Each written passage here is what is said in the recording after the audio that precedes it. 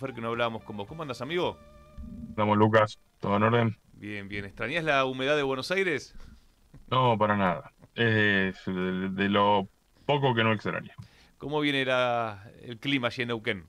Plotier. No, bien, bien, bien. Anoche parecía que iba a llover. Acá está húmedo. La humedad acá es 55, 56, ya se siente un poco. Y está un poquito húmedo, pero amenazó con que podía llegar a haber algunas gotas, pero no. No llovió y amaneció nublado, pero amable el día. Bueno, Fer, escribiste una nota, Nubarrones de Mayo, justamente en el 215 aniversario de nuestra revolución, que se puede leer en radiográfica.org.ar y por supuesto en Infonativa. Contanos. Y la verdad que por lo menos trataba de jugar un poco con las palabras del sol del 25 bien asomando. Estamos en un momento muy aciago para nuestra patria, ¿no? Digo, es un tiempo muy difícil porque aparte nos enfrentamos a amenazas que exceden la mera coyuntura. Y eso, em, y creo yo que lo más grave es que no hay perspectiva de los peligros que estamos enfrentando en este momento como nación. Y no hay perspectiva de poder diagnosticar correctamente una parte de los problemas y mucho menos hay en el horizonte de las soluciones que ofrece la producción política argentina un trazado en el que uno diga, bueno, el sol del 25 viene asomando, o Ujú. hay un horizonte de patria por ser conquistado, que por lo menos hay un recorrido o un camino sobre el cual las fuerzas nacionales, las fuerzas populares de la Argentina se estén ordenando para reconstruir la grave derrota que está sufriendo ya no una fuerza política, ya no un sector del pueblo, sino el conjunto de nuestra patria en este tiempo histórico. Yo creo que nos enfrentamos a amenazas sumamente graves que a veces no terminamos de diagnosticar adecuadamente, ¿no?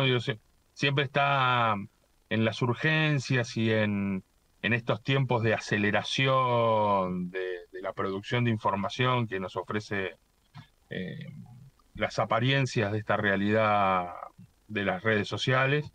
Está la idea de superar los diagnósticos, pero si uno no traza los diagnósticos adecuados, se pone complicado. La Argentina se enfrenta a quizás si ya veníamos con una enfermedad en nuestra constitución como nación que tenía que ver con la extranjerización muy fuerte de nuestra economía, estos últimos 2 años de nuestro país han sufrido un aceleracionismo muy fuerte en términos de el diseño material, la planificación casi diría al detalle del devenir nacional quedó en manos de intereses extranjeros. Y eso yo creo que todavía no lo logramos poner en la justa envergadura de la gravedad que tiene. No hay segmento económico de la Argentina que por mucho que lo lleven adelante una parte de la élite local, la élite económica local o de empresas locales o de corporaciones locales, no hay ningún segmento de nuestra economía en términos estratégicos que no esté pensado y diseñado para satisfacer intereses externos. No hay ningún segmento, no hay ningún tramo en nuestra economía que esté pensado para motorizar el desarrollo endógeno de nuestra industria, para pensar en la inversión crítica en la producción pensada en satisfacer las demandas de la comunidad. No tenemos ningún segmento de eso. Y yo creo que si no apuntamos, si no hay una conciencia crítica en las fuerzas nacionales y populares de fortalecer una planificación endógena de nuestra economía, estamos mal. Fer, a la En pregunta términos, de cómo salimos de este laberinto, hay quienes dicen, bueno, hay que derrotar al gobierno en las urnas, por lo que se está viendo en las diferentes elecciones, hay mucha abstención. De hecho, creo que es la preocupación hoy en la provincia de Buenos Aires, porque Milei está cerrando un acuerdo con el PRO como para hacer una gran alianza antiperonista. Y vimos la semana pasada lo que ocurrió después de las urnas, de la votación en la ciudad de Buenos Aires, donde le pusieron quinta, ¿no? Con diferentes decretos, como por ejemplo el que restringe, casi prohíbe el derecho a huelga. ¿Cómo ves? Porque es un año electoral justamente y el gobierno está esperando tener victorias. Y si se da una derrota en el peronismo bonaerense, yo también veo muy endeble todo el armado sindical, social, porque estarían como todos esperando poder tener buenas noticias en las urnas. ¿Qué serían buenas noticias en las urnas? Ese es el interrogante, ¿no? Eh, eh, Son noticias que surgen de las urnas, es decir, hay decisiones que surgen de la voluntad popular o hay relato. Yo te digo una cosa, mira, en una elección local, porque, claro, cuando uno vive en la ciudad de Buenos Aires, sobredimensiona la idea de que Dios atiende en Buenos Aires, ¿no? También. Y se la ve como, bueno, la elección de la ciudad de Buenos Aires se condiciona en términos nacionales. Y quizás en la geografía de nuestro país no se le presta tanta atención. Pero bueno, en una elección que es de las 5 más importantes que pueda llegar a tener la Argentina en términos poblacionales. Sí. Eh, una fuerza política, que es la fuerza gobernante, saca el 16% de los votos válidos, no hay un mensaje de las urnas, lo que hay es un relato construido de fortaleza que le permite seguir avanzando. Y ese relato no se construye en la Argentina, se construye para seguir avanzando en términos de intereses extranjeros. Por eso digo, ¿hay un mensaje para esperar de las urnas? Yo creo que hay un doble factor que pone a la Argentina en la amenaza de estar en un reemplazo de sistema, de un reemplazo sistémico, de donde hay una clase política que juega a que la democracia funcione, esta democracia reducida al sufragio funcione, ¿no? Y simula un funcionamiento de esa dinámica, y lo que hay que empezar a pensar es cómo se construye una genuina democracia en la Argentina. Porque si no salimos de este atolladero, lo que va a pasar es que hay una crisis crónica en la que nuestro pueblo, condenado a elegir representantes y no proyectos políticos, lo que está a la espera es de que algún personaje cumpla algo de lo que dice o no deje de cumplirlo, pero no tiene ningún resorte de dinámica participativa en la vida política de nuestro país. No se trata de darle una interpretación al ausentismo. Yo no quiero darle una interpretación. Yo creo que ahí hay un problema que es la no política. Yo creo que el problema es que el ausentismo constituye un no lugar en este momento de la historia. Y eso es un problemón, no, no es un dato alentador de la vida política de nuestro país. Creo que ahí hay un no lugar. Eh, a mí, si no nos ponemos a pensar seriamente que estamos en tiempos de un reemplazo sistémico, donde a las urnas puede no ir una porción social muy importante de la Argentina y el sistema político lo ve con indiferencia. Pueden convalidarse, lo charlábamos incluso en la elección de Santa Fe, acordate, Lucas, acá en la columna mismo. Sí. Pueden convalidarse, pueden fuerzas políticas obtener una convalidación que no supere el 10, 12, 15, 16, 20% de los votos válidos producidos en un determinado territorio, pero si el relato le dice que es fuerte, alcanza. Es decir, las urnas pasan a tener un lugar meramente simbólico, un lugar decorativo. Es la justificación de decir, vivimos bajo una dinámica democrática, pero la verdad que no producen sustancia. Una lectura lógica hubiera sido decir, qué mal que están las fuerzas políticas en la Argentina, que ninguna en la ciudad capital, en la ciudad autónoma de Buenos Aires, logra superar el 16%, que era la lectura que hacíamos con Puyaro. Pero el relato construía, no, Puyaro se vio fortalecido. Pero el Chango se puso al frente de una lista, llamó una elección y no logró superar el 18%, 20% de la convalidación electoral de los votos válidos producidos en la provincia. Es un fracaso estrepitoso. Si las urnas hablaran y tuviera algún sentido lo que producen las urnas, todos estaríamos hablando de qué debilidad estructural que tiene el gobierno de la provincia de Santa Fe, qué debilidad estructural que tiene el gobierno de la ciudad de Buenos Aires, qué debilidad estructural que tiene el gobierno nacional, que no pueden aglutinar un porcentaje de representación social más o menos digna para seguir gobernando el país. Ahora, Fer, me quedo con esto del no lugar, ¿no? De la no política, de la apatía, y lo quiero conectar con la propuesta de la semana pasada, que si bien después tiene que llevarse al Congreso para toda una modificación de impuestos, el gobierno convoca a decir, el Estado te deja de perseguir, así que ahora van a poder hacer transferencias hasta, no sé, 50 millones de pesos sin tener que dar explicaciones a la AFIP. y que, bueno, convoca a esto de mayor individualismo, mayor disgregación, y con esta idea de que los héroes son los que fugan, los que evaden. Bueno, se acentúa también un discurso, o se promueve ese discurso, por lo menos a nivel social, ¿no? Y se corre la valla. Porque mira, hasta acá la verdad es que vos tenés, el derecho penal es un derecho selectivo en la Argentina. Eh, si un día un comunicado o un informe de la CIA dice que empieza a ser un peligro para las corporaciones norteamericanas que se sustituyan sus marcas en la salada, y al otro día cae en Cana Castillo. ¿Por qué? Porque es selectivo, no es un, no entra en el lote de los héroes, porque evidentemente dejó de vivir con el permiso de Estados Unidos, con el permiso de las élites económicas, de aquellos que ponen a los jueces del fuero penal económico, del fuero penal tributario.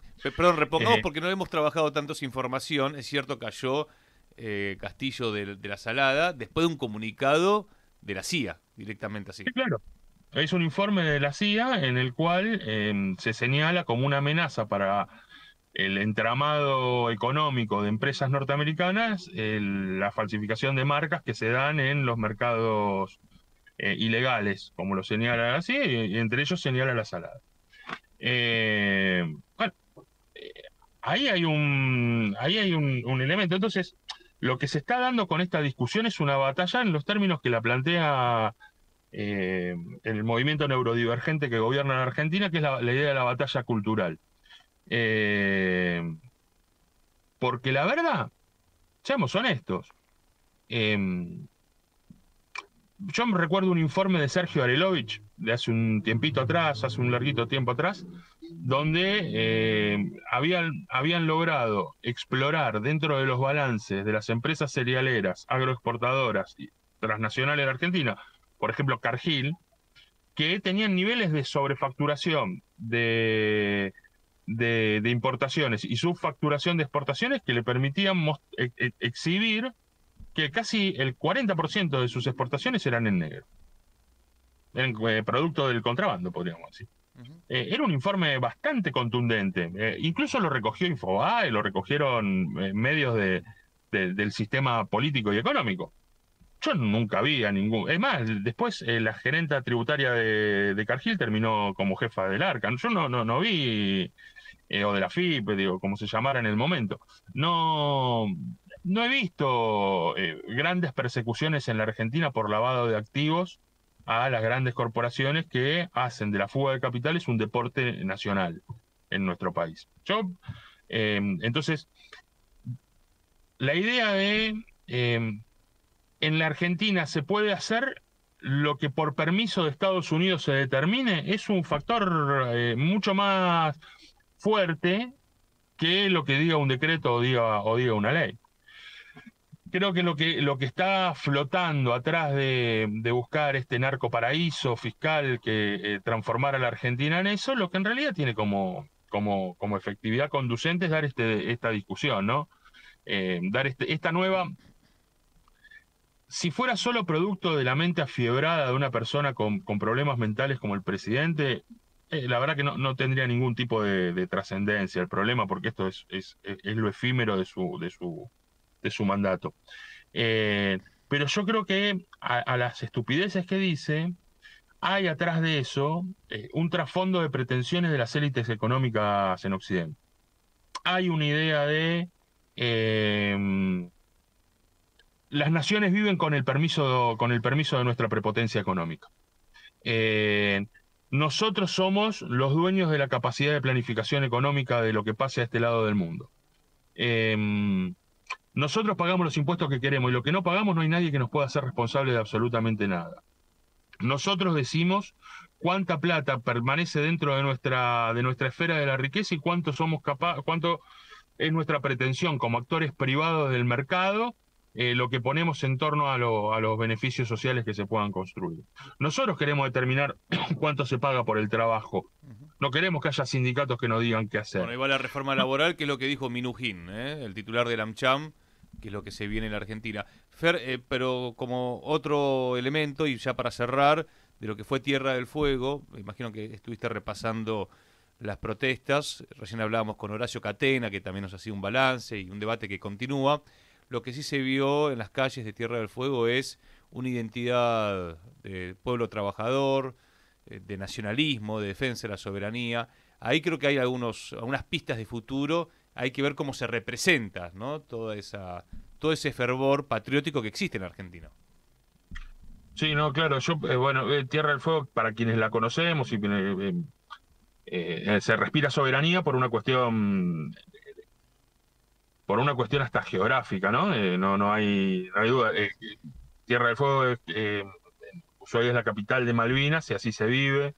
En la isla no se siente una única isla como provincia, sino que es el conjunto de nuestras islas, es nuestra porción antártica en la que se respira la ubicación estratégica de las islas del Atlántico Sur. Esa porción de tierra, como ellos lo señalan muy bien, ¿no? Ushuaia es el corazón de la patria. A veces se piensa que el centro geográfico es Córdoba, el centro geográfico es Tierra del Fuego. Y allá se vive y se respira de esa manera, porque hay una comprensión soberana de la importancia estratégica que tiene. Cuando uno va allá, se lo respira socialmente, no es un fenómeno nada más de una vanguardia política del nacionalismo popular, sino que es algo que se respira socialmente.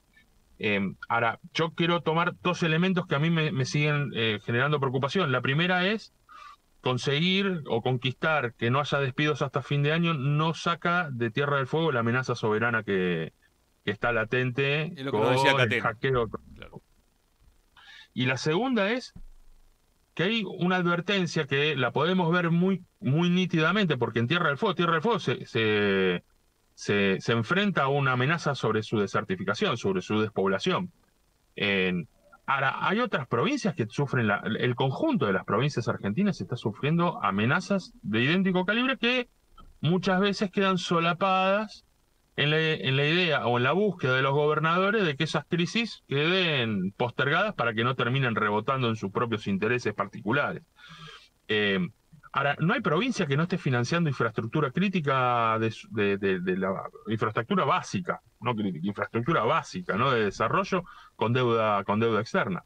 Se ha liberado a que las provincias salgan a buscar el financiamiento en el extranjero. Las rutas de Vaca Muerta, por poner un ejemplo.